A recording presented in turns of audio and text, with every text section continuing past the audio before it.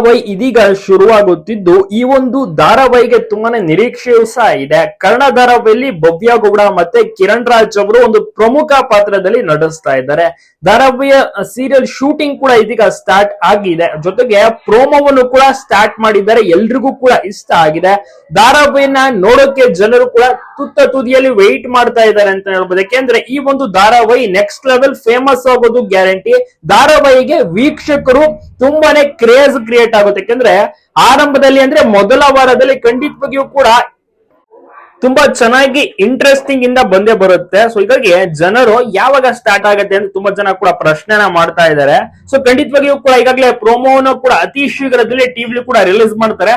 ಭವ್ಯ ತುಂಬಾನೇ ಖುಷಿಯಾಗಿದ್ದಾರೆ. ಯಾಕಂದ್ರೆ big boss ಬಳಿಕ ಇದೊಂದು ಮೊದಲ ಧಾರಾವಾಹಿ ಅಂತಾನೆ ಹೇಳ್ಬೋದು. ಯಾಕಂದ್ರೆ ಮುಂಚೆ ಗೀತಾ ಧಾರಾವಾಹಿ ಮಾಡಿದ್ರೆ ಇದೀಗ ಬಿಗ್ ಬಾಸ್ ನಡೀತಿದೆಯಲ್ಲ, ಬಿಗ್ ಬಾಸ್ ಬಳಿಕ ಬಿಗ್ ಬಾಸ್ ಮುಗೀತು. ಬಿಗ್ ಬಾಸ್ ಬಳಿಕ ಒಂದು ಒಳ್ಳೆ ಆಫರ್ ಸಿಕ್ಕಿದೆ. ಅದುವೇ ಅದ್ಭುತವಾದಂತಹ ಧಾರಾವಾಹಿ ಕರ್ಣ ಅಂತ. ಇದರಲ್ಲಿ ಡಾಕ್ಟರ್ ಆಗಿ ಸ್ಪೆಷಲ್ ಆಗಿ ಒಂದು ಕ್ಯಾರೆಕ್ಟರ್ ನ ಪ್ಲೇ ಮಾಡ್ತಾ ಇದ್ದಾರೆ. ಭವ್ಯ ಮತ್ತೆ ಕಿರಣ್ ರಾಜ್ ಇಬ್ಬರು ಕೂಡ ಒಂದು ಸ್ಪೆಷಲ್ ಕ್ಯಾರೆಕ್ಟರ್ ಇದಾಗಿರುತ್ತೆ.